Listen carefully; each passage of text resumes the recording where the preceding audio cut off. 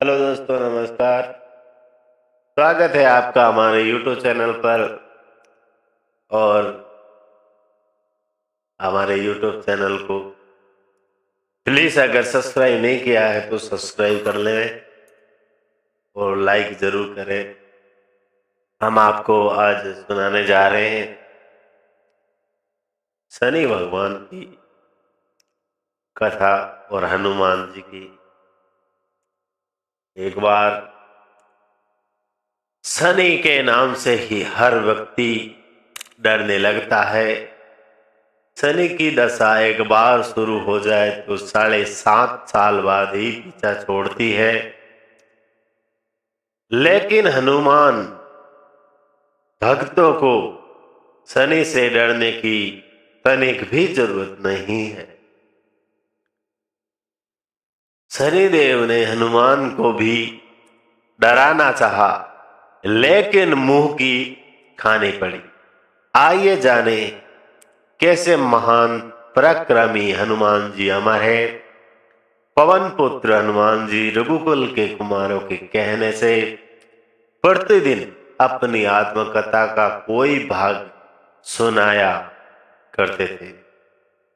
इसके साथ ही आगे चलते हैं। उन्होंने कहा कि मैं एक बार संध्या समय में अपना आराध्य श्री राम का स्मरण करने लगा तो उसी समय ग्रहों में पाप ग्रह मंद गति सूर्य पुत्र शनिदेव पधारे। वे अत्यंत कृष्ण वर्ण के भीषण कार थे। वे अपना सिर प्राय झुकाए रखते हैं, जिस पर अपनी दृष्टि डालते हैं वह अवश्य नष्ट हो जाता है। शनिदेव हनुमान के बाहुबल और पराक्रम को नहीं जानते थे। हनुमान ने उन्हें लंका में 10 ग्रीव के बंधन से मुक्त किया था। वे हनुमान जी से विनय पूर्वक किंतु कर्कश स्वर में बोले, हनुमान जी, मैं आपको सावधान करने आया हूं। त्रेता की बात दूसरी थी, अब कलयुग प्रारंभ हो गया है। भगवान वासुदेव ने जिस क्षण अपनी अवतार लीला का समापन किया, उसी क्षण से पृथ्वी पर कली का प्रभुत्व हो गया। ये कलयुग है। इस युग में आपका शरीर दुर्लभ और मेरा बहुत बलिष्ठ हो गया है। अब आप पर मेरी 7.5 की दशा प्रभावी हो गई है। मैं आपके शरीर पर आ रहा हूं। शनिदेव को इस बात का तनिक भी ज्ञान नहीं था कि रघुनाथ के चरण सिरतों पर काल का प्रभाव नहीं होता। करुणा निदान जिनके हृदय में एक क्षण को भी आ जाते हैं, काल भी कला वहां सड़ता निष्प्रभावी हो जाती है। प्रारब्ध के विधान और प्रभुत्वहीन हो जाते हैं। सर्व समर्थ पर ब्रह्मा के सेवकों का नियंत्रण संचालक पोषण प्रभु ही करते हैं। उनके सेवकों की ओर दृष्टि उठाने का साहस कोई सुर असुर करे तो स्वयं अनिष्ट भाजन हो जाता है। शनिदेव के अग्रज यमराज भी प्रभु के भक्त की ओर देखने का साहस नहीं कर पाते। हनुमान जी ने शनिदेव को समझाने का प्रयत्न किया, आप कहीं अन्यत्र जाएं। ग्रहों का प्रभावी पृथ्वी के मननशील प्राणियों पर ही पड़ता है। मुझे अपने आराध्य का स्मरण करने दिए। मेरे शरीर में श्री रघुनाथ जी के अतिरिक्त दूसरा किसी को स्थान नहीं मिल सकता। लेकिन शनिदेव को इससे संतोष नहीं मिला। वे बोले, मैं सृष्टिकर्ता के विधान से विवश हूं। आप पृथ्वी पर रहते हैं, अतः आप मेरे प्रभुत्व क्षेत्र से बाहर नहीं हैं। पूरे 22.5 वर्ष व्यतीत होने पर 7.5 वर्ष के अंतर से 2.5 वर्ष के लिए मेरा प्रभाव प्राणी पर पड़ता है, किंतु ये गौण प्रभाव है। आप पर मेरी साड़ी साथी आज इसी समय से प्रभावी हो रही है।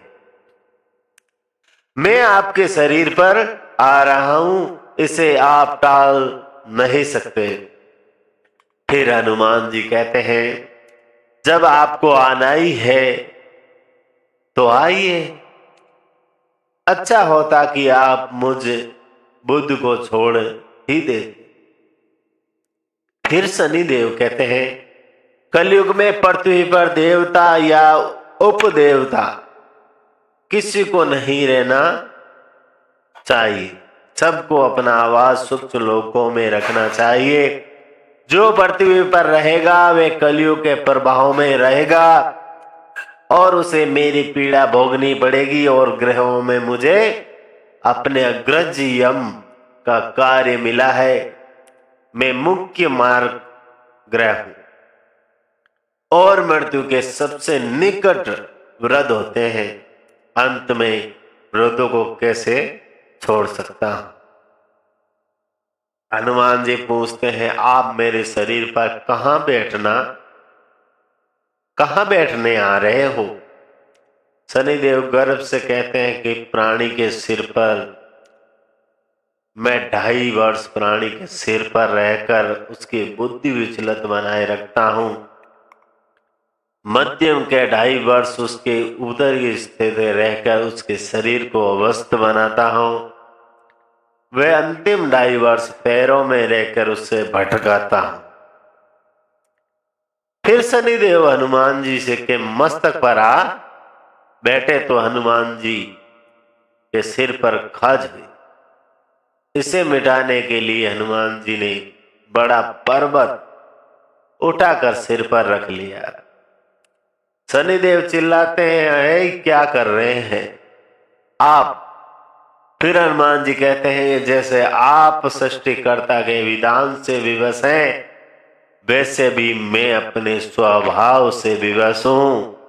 मेरे मस्तक पर खर्च मिटाने के यही उपचार पद्धति है और मैं आप अपना कार्य करें और मैं अपना कार्य करता हूं। ऐसा कहते ही हनुमान जी ने दूसरा पर्वत उठाकर सिर पर रख लिया।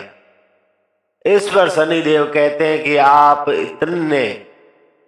इन्हें उतारिए, मैं सिद्धि करने को तैयार हूं। उनके इतना कहते ही हनुमान जी ने तीसरा पर्वत उठाकर सिर पर रख लिया। तो शनिदेव चिल्लाकर कहते हैं, मैं अब आपके समीप नहीं आऊंगा।